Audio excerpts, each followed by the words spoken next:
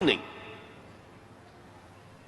باقی local nationalism کھڑا ہوا ہے، عرب نیشنلزم، اس کے حوالے سے عربوں نے آزادیاں حاصل کی ہیں۔ عرب نیشنلزم آف ناصر اینڈ حافظ الاسد وغیرہ وغیرہ، عرب نیشنلزم، ملے نیشنلزم فار ایسٹ کے اندر۔ ترکی کا بھی جو حصہ مصطفیٰ کمال نے بچا لیا وہ ٹرک نیشنلزم کی بنیاد پر، اسلام کی تو جڑیں کھود دی اس نے وہاں۔ اذان عربی میں نہیں ہو سکتی، نماز عربی میں نہیں ہو سکتی، عورت برقع نہیں لے سکتی، آپ ٹوپی نہیں پہن سکتے، عمامہ نہیں باندھ سکتے، ہیٹ پہننا ہوگا، انگریزی لباس پہننا ہوگا، وہ تو نام و نشان مٹانے کی کوشش کی۔ لیکن ٹرک نیشنلزم کی بنیاد پر کم سے کم ریزسٹنس، ورنہ واقعہ یہ ہے کہ دول یورپ جو ہیں وہ نام و نشان ترکی کا مٹا دیتے ہیں، اس لیے کہ اس قدر شدید ان کے اندر انتقامی جذبہ تھا۔ یہ قوم ہے جس نے ہمارے اتنے وسیع رقبے پر حکومت کی ہے اتنے طویل عرصے تک۔ Nearly whole of east Europe was under them. لیکن یہ کہ بہرحال قومی اعتبار سے مصطفیٰ کمال کا کام بھی ہے کہ اس نے ترکی کو بچایا ہے، تو صحیح ایک ملک۔ بہرحال اب جو تحریکیں چلیں، پہلی تحریکیں تو کامیاب ہو گئیں، اس کی سب سے بڑی وجہ سیکنڈ ورلڈ وار تھی۔ یورپین پاورز اتنی کمزور ہو چکی تھی، اتنی کمزور کہ اپنے بہت آؤٹ لائنگ جو ان کے علاقے تھے مقبوضہ، ان پر کنٹرول کرنا ممکن نہیں تھا۔ انگریز اس لیے گیا یہاں سے، ہم نے تو نہیں نکالا اسے۔ کیا آزادی کے لیے ہم نے کوئی جنگ لڑی؟ کیا کسی ایک انگریز کو بھی مارا؟ وہ تو خیر 1857 میں تو پھر بھی آپ کہہ لیں کہ مار دھاڑ ہوئی، انگریز بھی مارے گئے، انگریزوں نے ہندوؤں اور مسلمانوں کو بھی مارا۔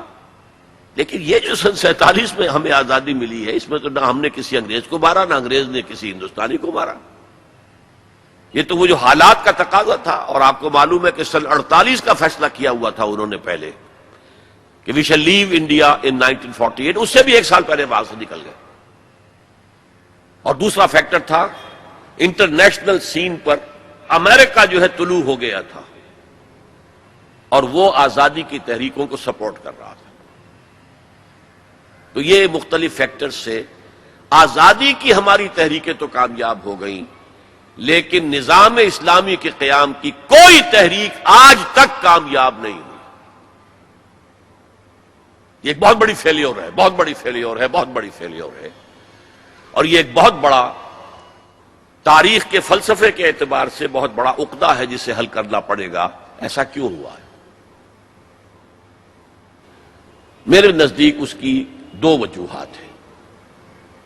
ایک وجہ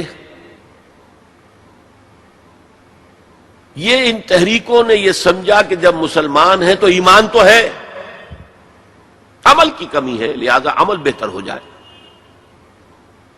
They took it for granted، ایمان تو ہے، حالانکہ ایمان نہیں تھا، نہ ہے آج بھی۔ وہ ایک عقیدہ ہے، موروثی عقیدہ ہے، that's all۔ کنوکشن والا ایمان کہاں ہے؟ یقین والا ایمان کہاں ہے؟ اور نظام بدلنے کے لیے، نظام بدلنے کا مطلب ہے انقلاب برپا کرنا۔ انقلاب برپا کرنے کے لیے، اسلامی انقلاب کے لیے جس ایمان کی ضرورت ہے وہ زندہ ایمان ہونا چاہیے، زندہ ایمان، لیونگ فیتھ، برننگ فیتھ۔ اس کے بغیر یہ کام ممکن نہیں۔ تو ایمفیسس اسلام پر تو تھا، اسلامی نظام حیات پر تھا، لیکن ایمان پر نہیں تھا۔ نمبر دو، انہوں نے میتھڈالوجیز جو ہیں وہ جو موجودہ دنیا کی تحریکوں ہیں ان سے اخذ کی، بجائے اس کے کہ میتھڈالوجی اخذ کرتے محمد الرسول اللہ صلی اللہ علیہ وسلم کے طریقے سے، آپ کی سیرت سے اخذ کرتے، کیونکہ یہ کام انبیاء میں سے بھی صرف آپ کے ذریعے ہوا ہے، ایک مرتبہ ہوا تاریخ میں کہ ایک پورا نظام قائم ہو گیا۔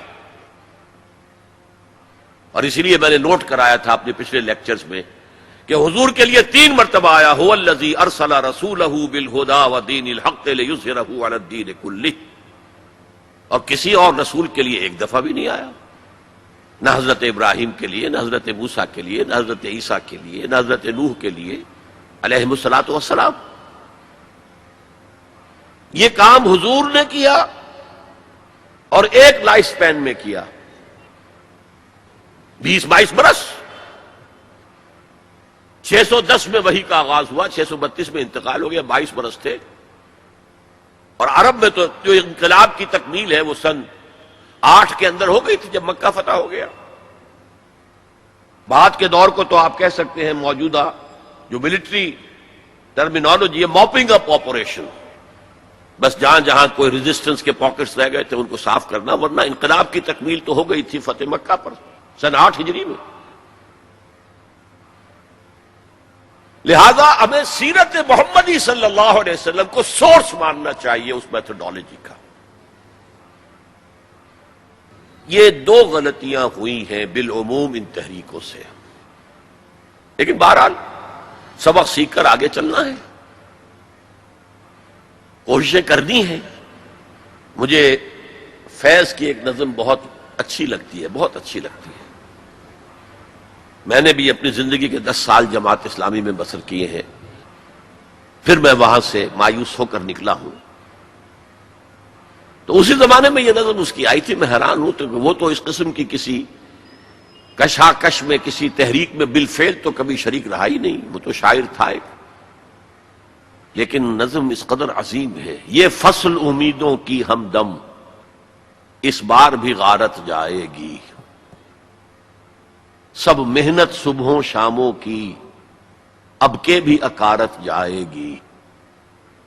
دھرتی کے کونوں کھدروں میں پھر اپنے لہو کی کھاد بھرو, پھر مٹی سینچو اشکوں سے, پھر اگلی رت کی فکر کرو, پھر اگلی رت کی فکر کرو جب پھر ایک بار اجڑنا ہے. ایک فصل پکی تو بھر پایا, تب تک تو یہی کچھ کرنا ہے. Try and try again, try and try again, try and try again. بہرحال یہ تحریکیں جو ہے ابھی تک جماعتوں کی شکل میں ہیں, ان کا ایک نقشہ ہے, لیکن کامیابی نہیں ہوئی. اور تحریکوں کا معاملہ یہ ہوتا ہے کہ اگر تو وہ تحریک 25, 30, 40, 50 سال کے اندر کامیاب ہو جائے تو ہو جاتی ہے, ورنہ اس پر بڑھاپا طاری ہو جاتا ہے. وہ تو جیسا کہ میں نے اسپینگلر کا ویو آپ کو بتایا, یہ فلسفہ تاریخ کا ایک نقطہ نظر ہے. تہذیبیں بھی جوان ہوتی ہیں, قوت پکڑتی ہیں, پھر مر جاتی ہیں. ٹوائنبی نے 20 تہذیبیں شمار کی ہیں کہ پوری تاریخ انسانی کے دوران 20 سیویلائزیشن ابھری ہیں, ان میں سے وہ کہتا ہے 12 ختم ہو چکی ہیں, 8 ہیں اس وقت. اور اسی کو ہنٹنگٹن نے پھر آگے بڑھایا کلیش آف سیویلائزیشن کے اندر, کہ یہ جو 8 تہذیبیں آج دنیا میں ہیں ان میں سے ایک ہماری مغربی تہذیب ہے, باقی 7 میں سے وہ ہیں جنہیں ہم آسانی سے ایسیمیلیٹ کر سکتے ہیں, ہمارے اندر گم ہو جائیں گی, ضم ہو جائیں گی. They pose no threat, no challenge. صرف 2 تہذیبیں ایسی ہیں کہ جو ذرا لوہے کے چنوں کے مانند ہیں, ان کے چبانا مشکل ہوگا. ایک مسلم سیویلائزیشن اور ایک کنفیوشین سیویلائزیشن آف چائنا. اس پر پھر اس نے مشورے دیے تھے, اور یہ جو تھنک ٹینکس ہوتے ہیں اور جو اس طرح کے دانشور ہوتے ہیں ان کے مشوروں پر کس طرح عمل ہوتا ہے. امریکہ کے اندر 2 مشورے دیے, ایک تو چائنا کو اور مسلم ورلڈ کو ایک دوسرے سے دور کرو, چائنا کو ایسٹ ورڈ لکنگ کر دو, ویسٹ ورڈ لکنگ نہ رہے. ویسٹ میں تو عالم اسلام ہے, اگر مشرق کی طرف رخ ہو جائے گا تو پیسیفک, اکراس دی پیسیفک امریکہ بیٹھا ہوا ہے, اور بیچ میں نیچے جو جزیرے ہیں. اسی مشورے کے تحت ایپیک قائم ہوئی, ایشیا پیسیفک اکنامک کوآپریشن. دوسرا مشورہ دیا, مسلمانوں کے آپس کے اختلافات کو بھڑکاؤ. میں سمجھتا ہوں پاکستان میں جو شیعہ سنی قتل و غارت ہوئی ہے وہ اصل میں اس پالیسی کا نتیجہ, وہ انڈیجنس نہیں ہے, بلکہ اس کے ڈانڈے باہر سے ملتے ہیں.